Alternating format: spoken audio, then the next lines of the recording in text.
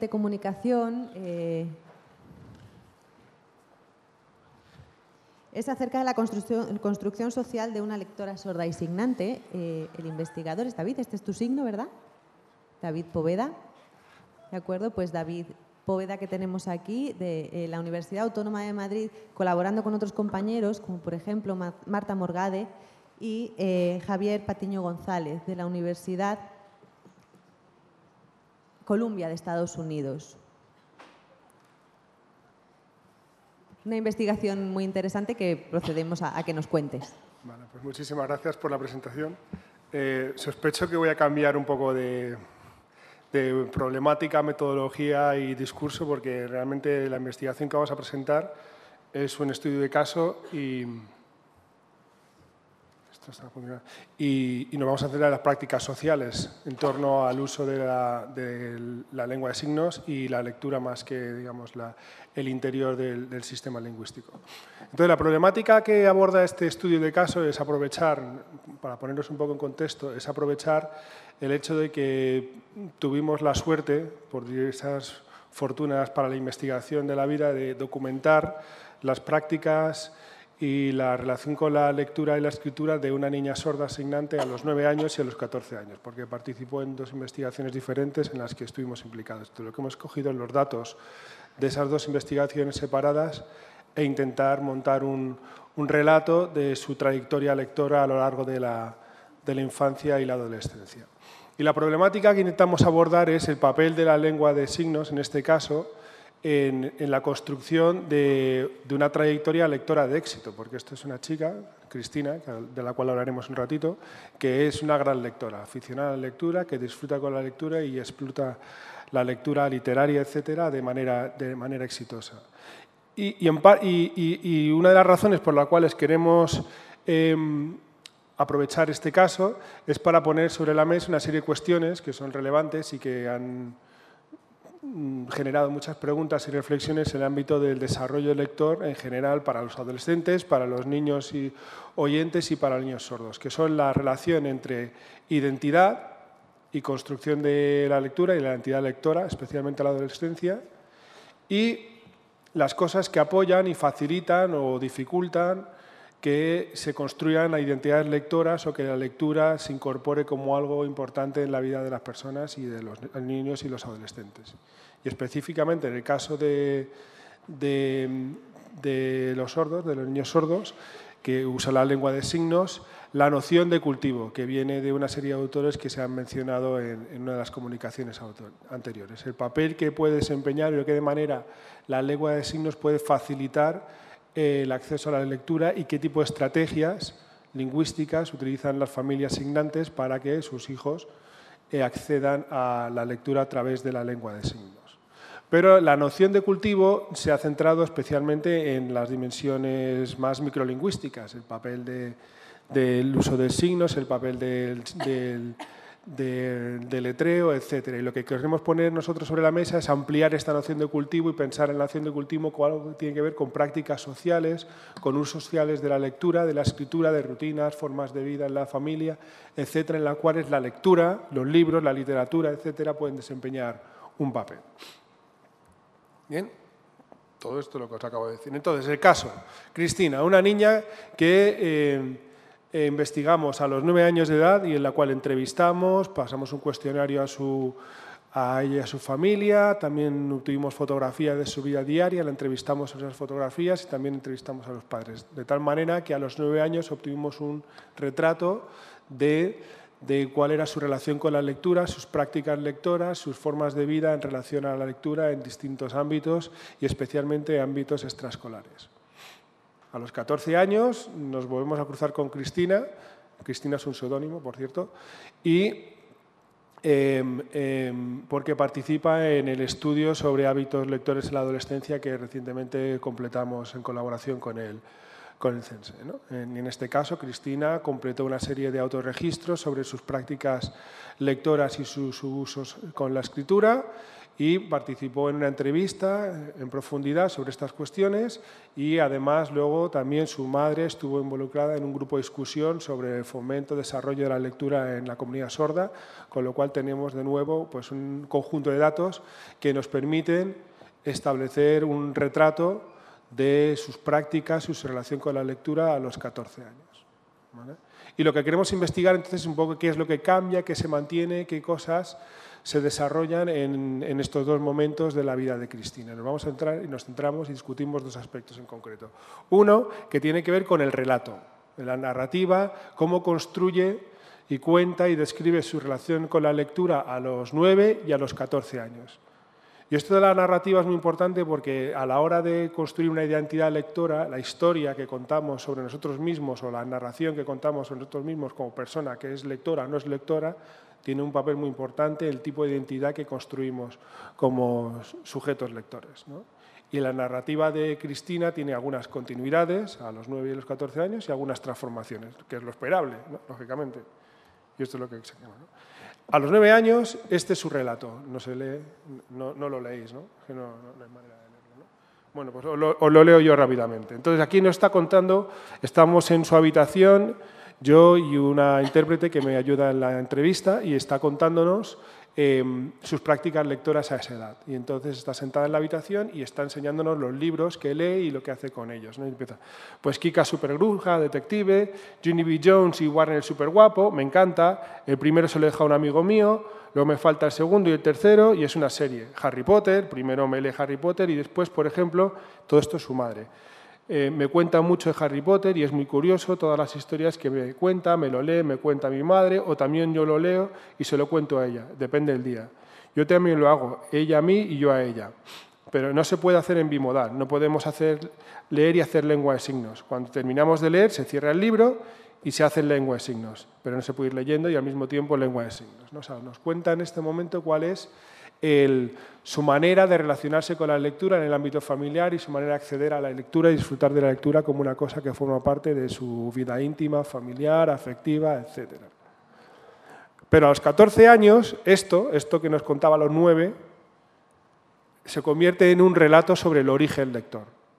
Entonces, ¿cuándo te empezó a gustar esto de leer y cómo empezó tu afición sobre la lectura? Pues en este relato, 5 años después, 4 o 5 años después, básicamente nos vuelve a este periodo de tiempo, ¿no?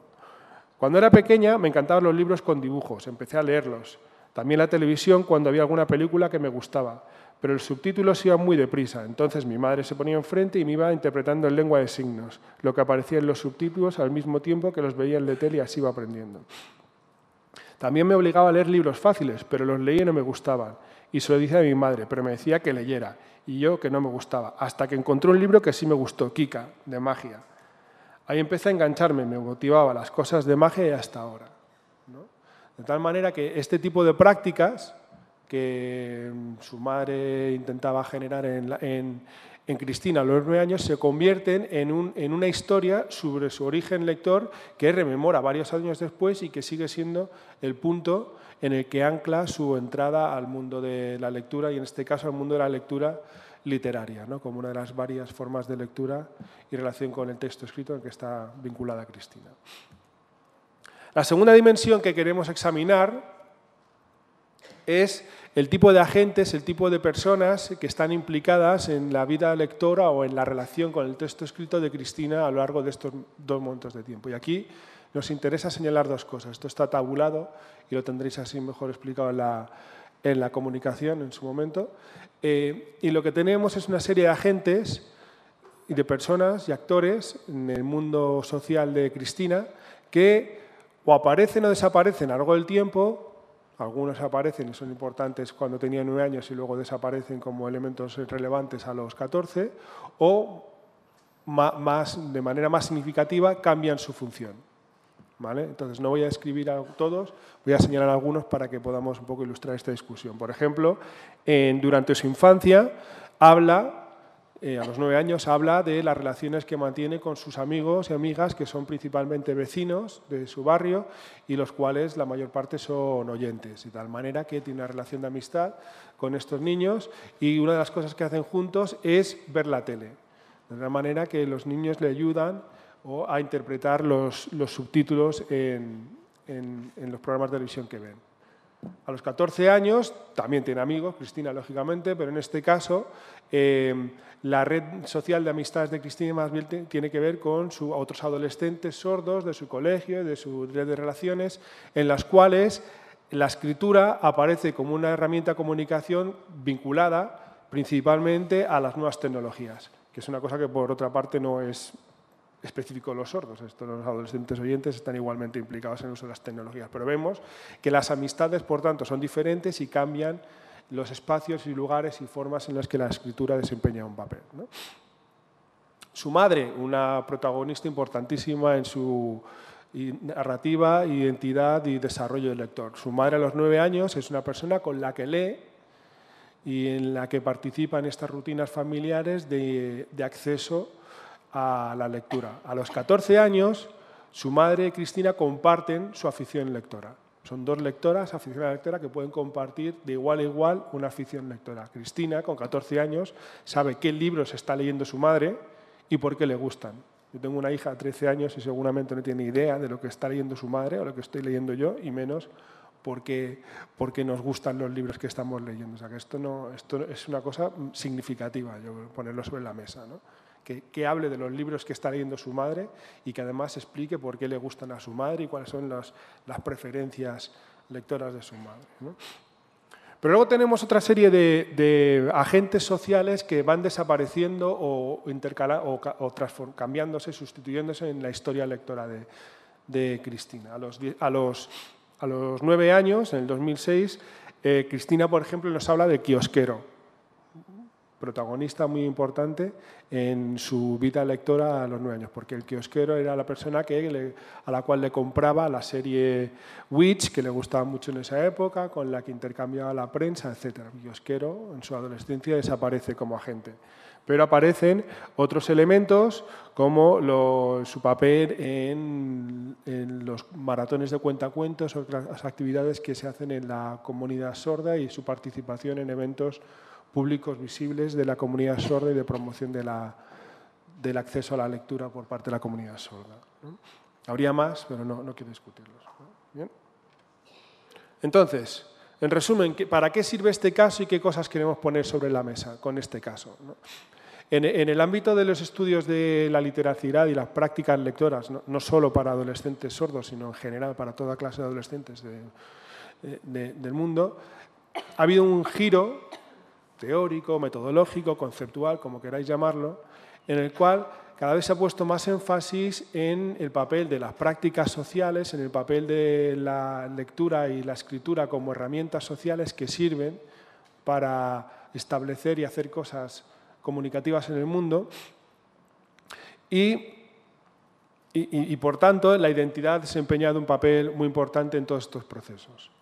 En el caso de los adolescentes sordos, aquí hay un giro de complejidad, porque esta identidad que se gestiona en la adolescencia y que tiene que ver con la escritura también tiene que ver con la identidad sorda, ¿no? Y esto es una de las cosas que mostraba la investigación sobre hábitos lectores que desarrollamos hace un par de años en la Comunidad de Madrid, ¿no? Que la identidad sorda emerge como un elemento central a la hora de definirse como lector o no, o qué tipo de lector o por qué se lee en la adolescencia, ¿no? Entonces, en este contexto la pregunta es, entonces, ¿cuál es la relación que podemos poner sobre la mesa entre lengua de signos, identidad y éxito lector? Que sería el trayecto que nos muestra Cristina. Pero el trayecto de Cristina es uno específico entre varios posibles, ¿no? Entonces, lo cual no quiere decir, por tanto, que entonces si eres competente en lengua de signos, pues sin ningún tipo de problema añadido, sin ningún tipo de esfuerzo añadido, vas a ser un lector competente y un lector que además se identifica y le gusta disfrutar de la lectura. De la misma manera que si eres una persona competente en lengua oral o no tienes ningún problema comunicativo, te vayas a convertir en un lector interesado y competente, porque de hecho muchos estudios lo que muestran es el desinterés lector. ¿no?, de los adolescentes, ¿no? Del mismo modo, también podemos decir que hay maneras, las personas sordas, no las que seguramente están en este espacio, pero hay maneras de acceder a la lectura con cierto éxito que no pasan por la vía de la lengua de signos. Son maneras costosas, con sus riesgos, con sus problemas, pero que están ahí, están disponibles, ¿no? Eso tampoco podemos negarlo, ¿no? En resumen, tenemos una diversidad de maneras, de trayectorias lectoras que podemos configurar, ¿no? Y lo que queremos poner sobre la mesa es las que son relevantes en el caso de Cristina para ver qué podemos aprender sobre ellas, ¿no? Y lo que podemos poner sobre la mesa son tres cuestiones, ¿no? La primera es que la cuestión de la identidad sorda desempeña un papel muy importante en su itinerario lector. Son cosas que están ligadas. Igual no lo hemos mostrado muy claramente en las entrevistas, pero en el conjunto más amplio de la investigación es una cosa que aparece muy fuertemente ligada. Leer, ser lector, cobra una dimensión política.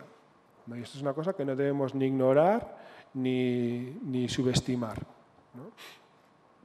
La segunda es que en este desarrollo del lector, Cristina cuenta con apoyos variados, ricos, complejos y algunos de ellos consistentes a lo largo del tiempo y los espacios, ¿no?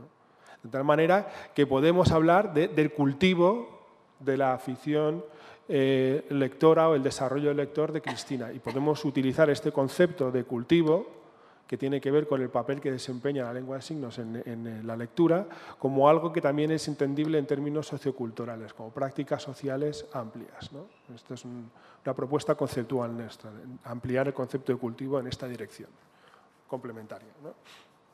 Y finalmente, que como parte de este conjunto amplio de actores sociales, lo que tiene Cristina son modelos lectores. Tiene modelos lectores, en este caso específicamente, de personas sordas, signantes, que son lectores de éxito. Protagonista principal del relato de Cristina, su madre, ¿vale? Entonces tenemos tres elementos que efectivamente configuran un escenario bastante favorable, ideal, privilegiado en algunos aspectos en la trayectoria lectora de Cristina, pero son elementos que podemos traducir, potenciar, fomentar, adaptar a escenarios de intervención. La idea de modelo, la idea de cultivo, la idea de identidad sorda, ¿no? Y con esto, y un bizcocho, pues... Muchísimas gracias, David.